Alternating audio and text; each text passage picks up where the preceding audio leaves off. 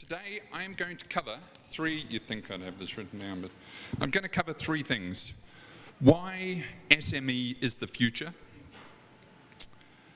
We're going to analyze the data, and then we're going to look at some barriers that we all face as an industry and some of the solutions, okay? And then after that, Payoneer is buying all of you lunch. So how does that sound? Okay. So let's start. The SME outsourcing explosion. So for those that aren't aware, SME is small and medium-sized enterprise. It's anything that isn't considered big. But when we see the data, it is actually pretty big. It's also referred to as SMB, but I'm English, so it's SME for me. Okay, so there is an explosion coming, okay? What we have seen in the outsourcing industry so far is nothing compared to the next wave that's about to come. And it is all happening in the SME space. So the outsourcing industry is a bit of a misnomer. What we do as SME BPOs really isn't outsourcing. They're not giving the task for us to complete. Mostly it is a sort of staff augmentation, okay? We are providing staffing and they are working shoulder to shoulder with the clients or employers and things like that. So it's a bit of a misnomer, but within the outsourcing industry generally, we have, on one side, we have the freelancers. This is a spectrum. On the far end, you have the giant call centers. You have the Accentures with 700,000 staff. You have the Convergys with 400,000 or 500,000 staff. Teleperformance with 400,000 staff. They are massive. And then in the middle, you have what I refer to as the next gen of outsourcing. And it is the SME outsourcing space. It is what Payoneer has really realized as being the future of global trade and employment in the outsourcing space.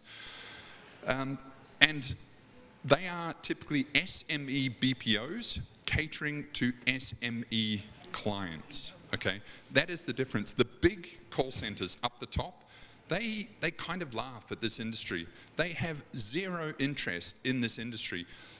Convergys, I'm kind of making all this up, but they would not really consider a client for less than 200 seats, okay? It's nothing to them. To take on a 1 seat, a 2 seat, a 5 seat, that is our bread and butter, they just kind of have a bit of a giggle, okay? They cannot see the economics of this industry, but we can, and that is the growth is in this part of the industry. The excitement is in this part of the industry that I want to share with you today. So it's called outsourcing, but I think the aggregation of all of this stuff is really encapsulated by global employment, okay? It is just, whether it's solutions, whether it's ICT, whether it's call centers, all of it is leveraging the concept of global employment, okay? It is not just cost saving, it is not cost efficiency, but it is also availability of talent, okay? The world has a shortage of talent, and the global employment paradigm, which is a very, very new concept, is the resolution to that.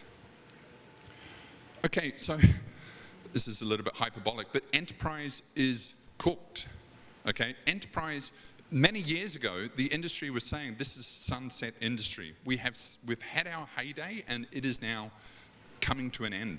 The reason for that is because there are only so many enterprises in the world, okay? There is a tiny fraction of big companies in the world. They have all been outsourcing for 20 to 30 years. There are no more enterprise. Every enterprise is completely familiar with the concept of outsourcing, and they have done it, and the way that you win enterprise contracts is to win it from another call center, okay? There are occasionally new enterprises pop up. You know, of course, we know Snowflake and Uber and these big ones that come out of, but it is a tiny, tiny fraction of the market that we're going to look at now. So SME truly is the future. When you look at the enterprise equation, And I'll show you a chart here.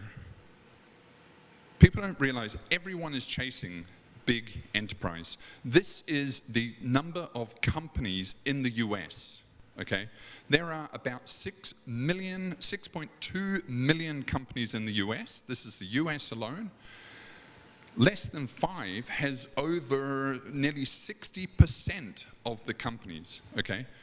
If you head down to the bottom, there are only 6,000 enterprises employing more than 10,000 people. There are only 3,000 enterprises employing more than 5,000 people.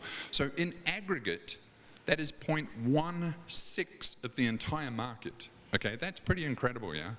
And the big call centers are targeting those two bottom.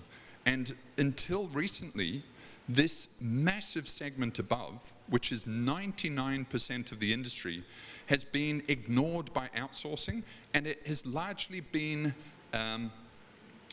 it just hasn't had the opportunity to outsource. So it is the next generation of outsourcing BPOs, all of you in this room, the SME BPOs that are starting to cater to the SME market. So to recap, the enterprise market is 5% of the global workforce, okay? So 95% of the global workforce work outside of an enterprise. Enterprises consist of 0.1% of companies globally, and 99% of them are already outsourcing, okay? That's pretty phenomenal, yeah? So let's look at the contrast.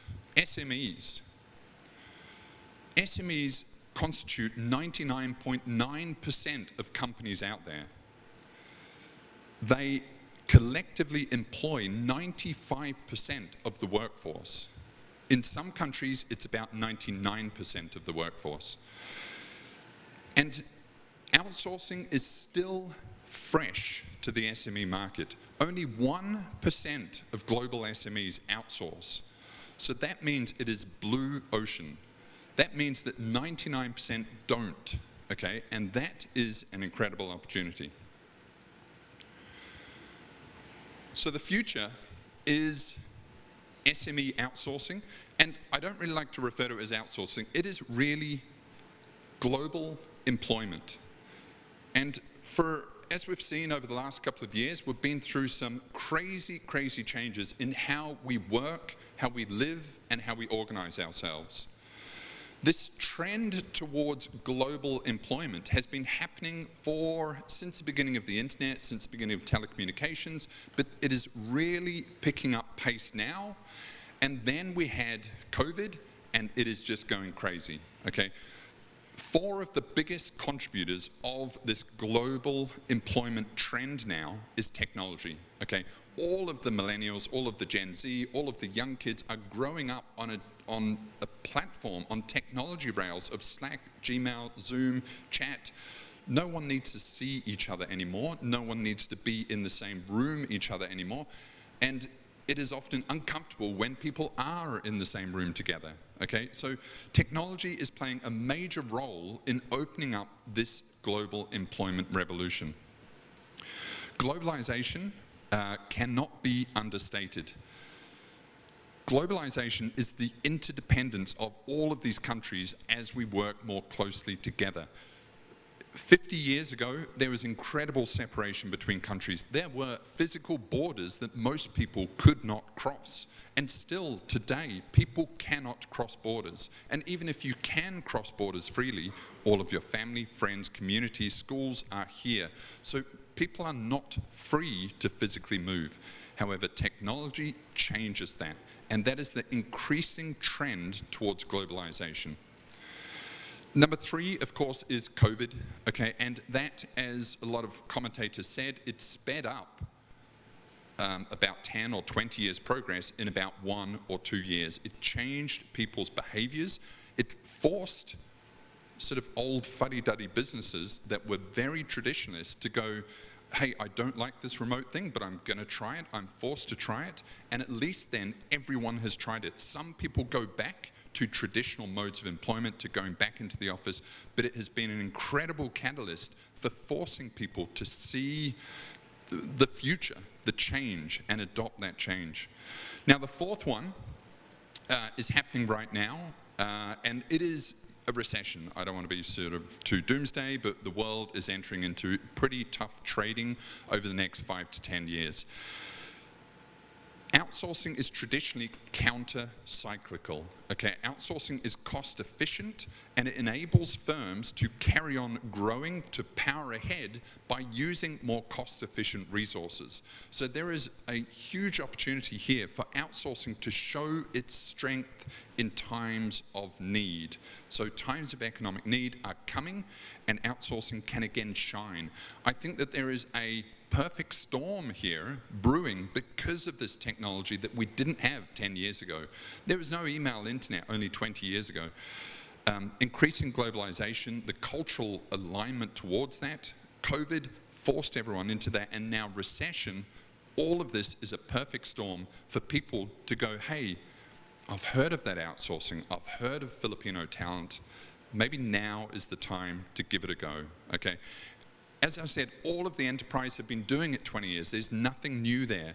All of the behavioral change is happening within the SME market. So the result, my prediction is so if you add up that previous chart, there are about 40 million SMEs in the high-cost English-speaking world, okay? When you consider North America, Australasia, UK, and sort of all the high-cost English-speaking countries, there are about 40 million SMEs, of which about 1% offshore, okay? They employ the vast majority of the global workforce, about 70% in aggregate.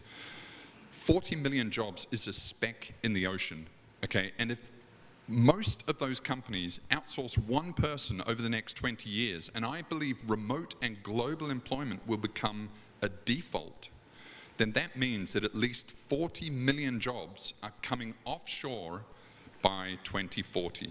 Okay, that is a massive wave. That is worth about 600 billion annually. Massive, massive wave. Now, that isn't necessarily coming to the Philippines. That is going global, that is going offshore. The Philippines needs to do its best to position itself and get the talent in place to compete for those opportunities. But there is a huge wave coming, far bigger than what we've seen to date, and it is happening right here. And the Philippines is in line to take that throne, really. It is the Philippines to lose, really. The Philippines has incredible brand cachet out there in the world. Okay, so we are an online marketplace. This isn't a plug, but we are an online marketplace. We see a lot of data coming through. We connect the Western SMEs, Western businesses, to the Philippine and global outsourcing firms, okay?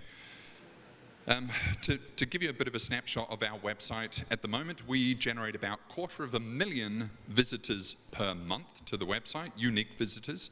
We generate about 750,000 page views per month. We generate about 1,750 inbound inquiries each month.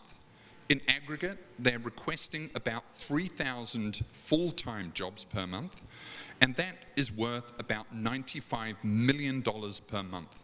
We are a small company, and we are generating that, and that is just a drip in the ocean of the demand that is coming through for the outsourcing and offshoring and global employment industry. So from all of that data, we collect a tremendous amount of data, and of course we generate about sort of 1,700 inquiries each month. We begin to understand the market and their requests. So I want to share some of that data with you. This is company size, okay? So this is consistent with that chart that I showed you earlier on. The vast majority of companies out there are small.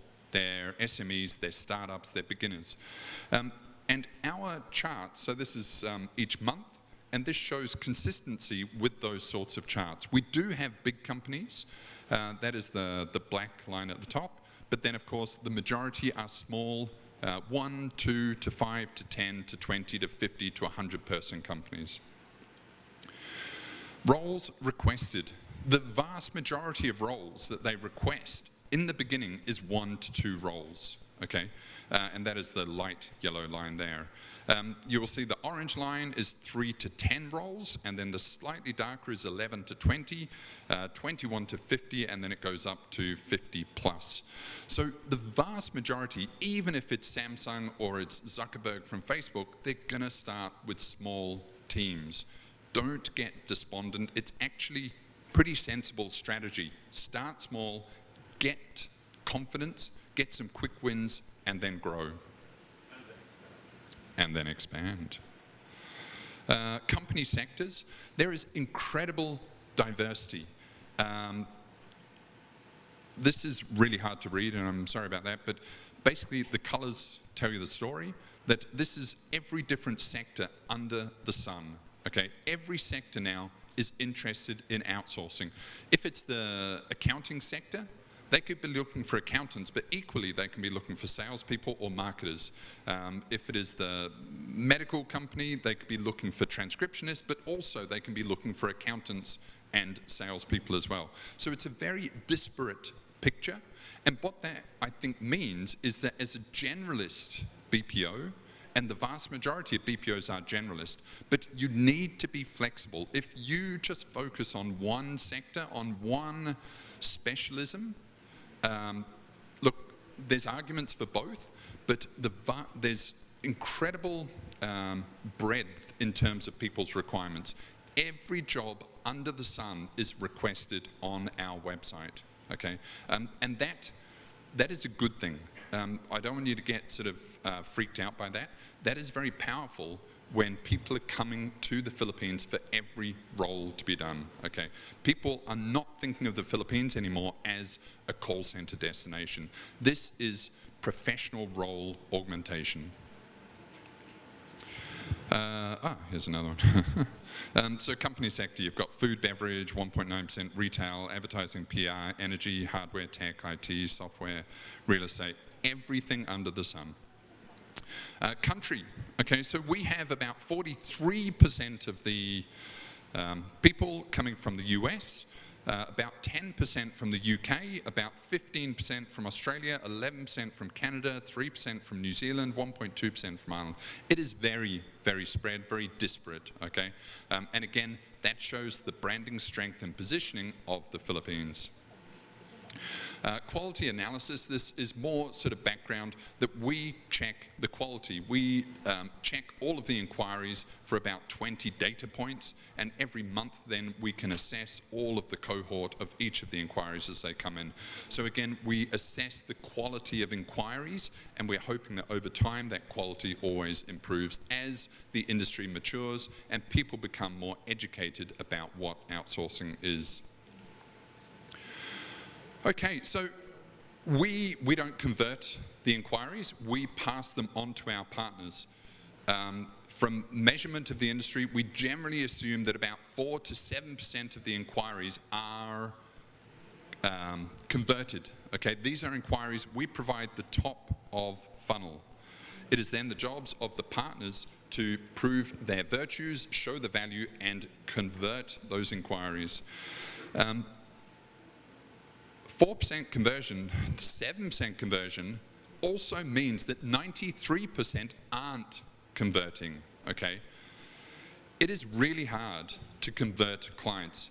Who agrees here that it is really hard to find clients and it is really hard to convert clients? It is really tough. The biggest reason is, and I'll come to this in a minute. Well, actually we'll go there now. So, what are the barriers? Outsourcing is incredibly difficult to sell, okay? When you are in the industry, it is a no-brainer. You can provide abundant access to highly capable resources that are 70% cheaper than what you would pay in your local market. That is a no-brainer. Why has everyone not signed up already? Okay, it is crazy. And when people enter the BPO market, they're going to be like, I'm going to be 10,000 seats by next month. And then they start trying to sell, and they just get the phone put down in their face. And it is really hard. So what are those barriers? Fear, apathy, and I really wanted to put ignorance. It's the positive side of ignorance. People do not know how it works, okay? People fear what they do not know.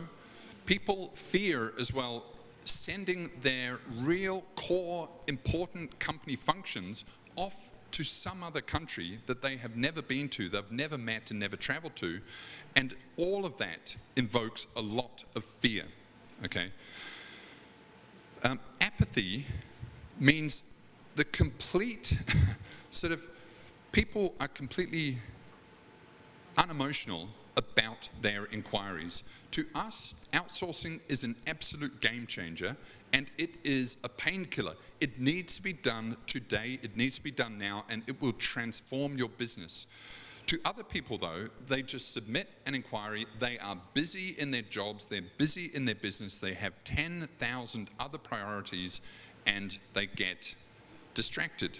Okay, outsourcing is considered an operational concern, might not be a strategic priority, and so people inquire, then they forget about it, then they look at it again, then they forget about it, and then 5 years have passed and they might get started. Okay, generally consumers are apathetic. It's really hard to get them emotionally connected with something, and so that is what you face when you have inquiries coming through. And as I touched on, awareness or lack of awareness is the fact that people, we see this all the time coming through our platform. They say, I want X, Y, Z. And we say, well, actually, you can have X, Y, Z, but it kind of works better if you do A, B, C. Okay, and so it takes an enormous amount of education, building the industry to a mature level where people know how the things work. Okay, and so it's all upon us to educate the people how it works.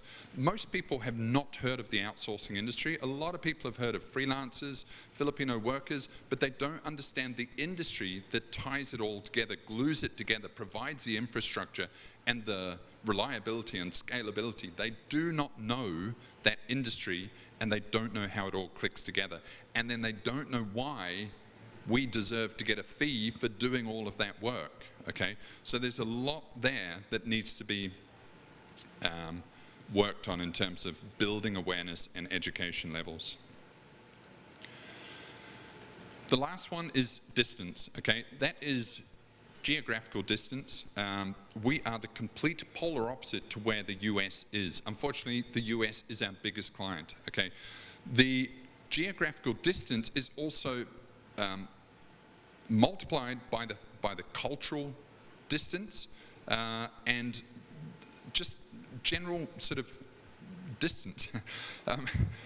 It is really hard. You guys are familiar with the Philippines, but everyone else is not, and it's very difficult to close that gap, that geographical distance, and that is something collectively we have to work on as an industry.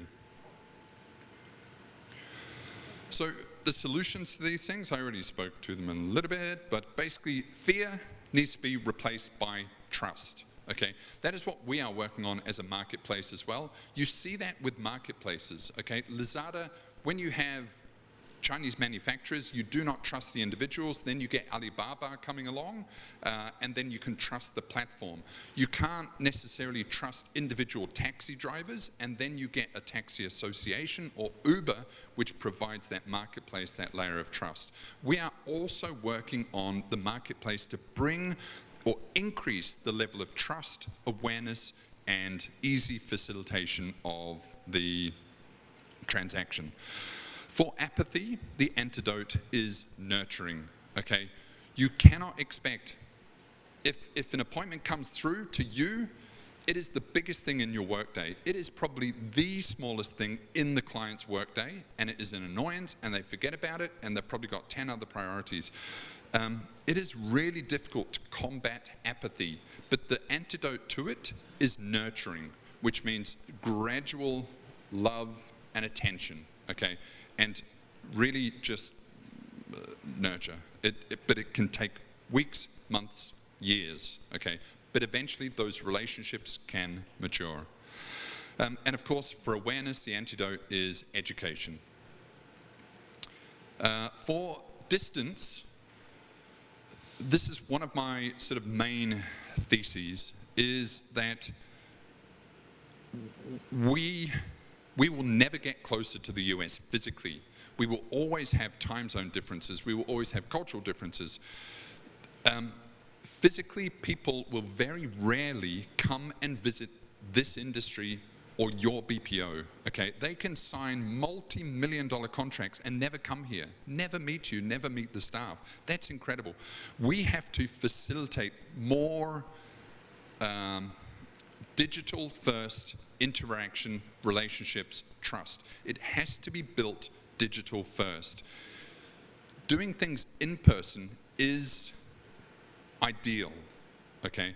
But if you wait for that opportunity, it will generally never come, okay? We have to build that digital first pathway, the conduit, the channel for which Philippines can virtually visit the world and the world can virtually visit the Philippines.